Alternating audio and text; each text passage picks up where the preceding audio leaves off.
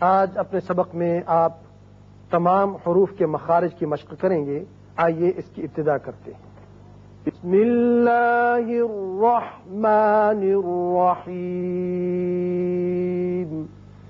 بسم اللہ الرحمن الرحیم.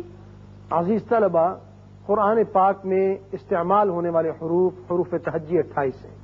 ان کے مخارج کا جاننا نہایت ضروری ہے. مخارج مخرج کی جمع ہے. مخرج کے معنی ہے کسی نکلنے کی جگہ کو کہتے ہیں، لیکن تجوید کی اصطلاح میں کسی عضو یا حصہ عضو سے جو تلفظ ادا ہوتا ہے وہ مخرج کہلاتا ہے. لہذا قرآن پاک کے 28 حروف کے مختلف مخارج ہیں. ان میں زبان، کوا، تالو، مسوڑے، دانت، ہونٹ اور خلائے دہن، یہ سب چیزیں استعمال ہوتی ہیں. یہیں سے ان کے مخارج نکلتے ہیں. سب سے پہلا جو مخرج ہے وہ حروف حلقی کا ہے. حروف حلقی ان کو اس لیے کہتے ہیں کہ یہ 6 حروف حلق سے ادا ہوتے ہیں. وہ کون کون سے ہیں؟ حمزہ، ہا، ہا، عین، خا، غین. یہاں حمزہ اس لیے کہا کہ جو الف مدہ ہوتا ہے وہ خلائے دہن کی ہوا سے ادا کیا جاتا ہے، اور حمزہ جو ہے یہ حلق سے ادا ہوتا ہے.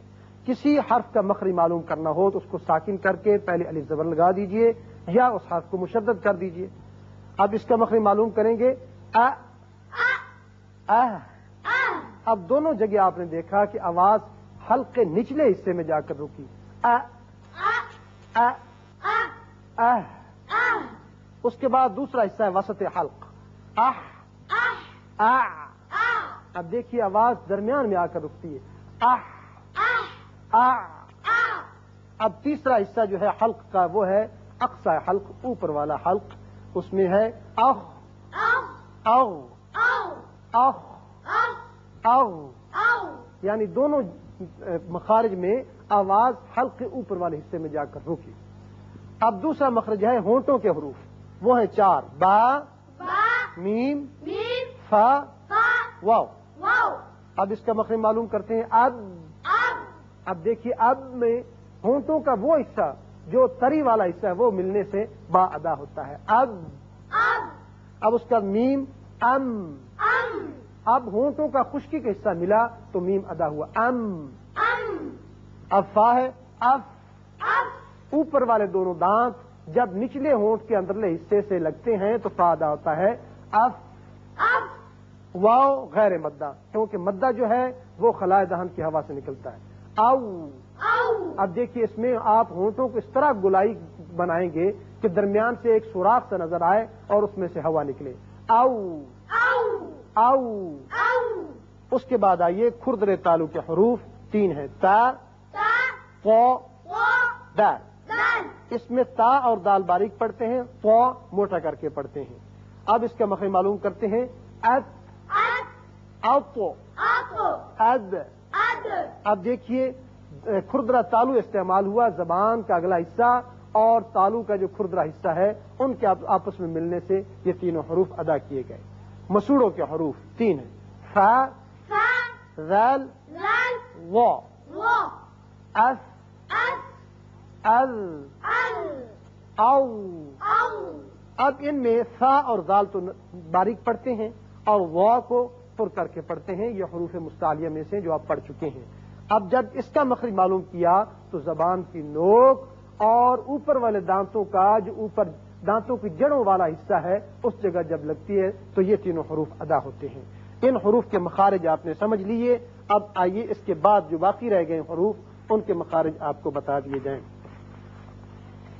سب سے پہلے ہیں خلائے دہن کے حروف جو دہن کے خلا سے ادا کیے جاتے ہیں. وہ 3 ہیں: جیم، شین، یا غیر مدہ. 3 حروف میں نے آپ کو بتایا غیر مدہ. حروف مدہ کتنے ہیں؟ 3. کتنے ہیں؟ الف، واو، یا. جب یہ مد ہوتی ہے ان کے ساتھ اس وقت یہ ادا ہوتے ہیں منہ کے خلا کی ہوا سے، لیکن جب یہ متحرک آ جائیں تو ان کا پھر مخرج ہے جیم کا اج، اش، ای، اج، اش، ای. اس میں آپ نے معلوم کیا کہ زبان کا درمیانی حصہ جب سامنے والے تالو کے درمیانی حصے سے لگتا ہے چپکتا ہے تو یہ تینوں حروف ادا کیے جاتے ہیں۔ نو کے زبان کے حروف سین، صاد، زا، ان کو سیٹی والے حروف بھی کہتے ہیں۔ اس، اوس، اوس، از۔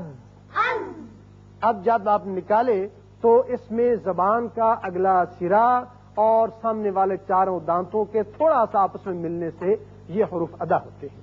اگلا حرف ہے پہلوئے زبان کا حرف ضاد۔ اس کے متعلق یاد رکھیے کہ یہ ضاد ہے، واد نہیں ہے۔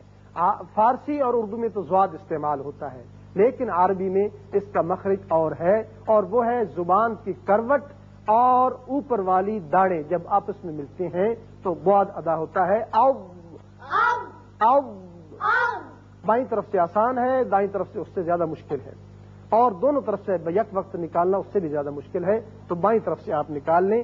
او، او۔ اس کے متعلق یاد رکھیے کہ اگر مثلا آپ نے ضاد کے بجائے ضاد پڑھا قرآن پاک میں، جیسے ہے ضلال، اگر آپ نے عربی میں مخرج اس کا صحیح نکالا تو اس کے معنی ہے گمراہی، بھٹک جانا، لیکن آپ نے ضا کہہ دیا، ظلال کہہ دیا تو اس کے معنی سایہ دار چیز کو کہتے، لہذا فوراً معنی بدل جائیں۔ کوے کے حروف دو ہیں، قاف، کاف۔ یہ جو دونوں حروف ہیں زبان کا آخری حصہ کوے کے جو قریب ہے، جب اوپر تالو سے لگتا ہے تو ادا ہوتے ہیں۔ قاف پر کر کے پڑھتے ہیں، کاف ذرا ہٹ کر نیچے کی طرف سے نکلتا ہے اور باریک ہوتا ہے۔ اقو، اقو، اک، اک۔ یہ دونوں حروف کوے کے حروف کہلاتے ہیں۔ آخر میں تین حروف ہیں زبان کی نوک اور کروٹ کے حروف، لام، نون، را، ال، ان، اور۔ اب آپ نے دیکھا کہ زبان کا اگلا سرا اور لام میں پہلے چاروں جو دانت ہیں ان کے ساتھ لگنے سے یہ لام ادا ہوتا ہے، اور تین سامنے والے دانتوں سے لگنے سے نون، اور دو کے ساتھ را، لیکن اوپر والے ال، ان، اور۔ تو عزیز طلبہ، یہ تھے تمام حروف تہجی کے مخارج۔ یاد رکھیے کہ کبھی ان کے مخارج اگر بدل جائیں تو فوراً معانی بدل جاتے ہیں۔ اللہ تعالی ہمیں ان کو صحیح صحیح ادا کرنے کی توفیق عطا فرمائے۔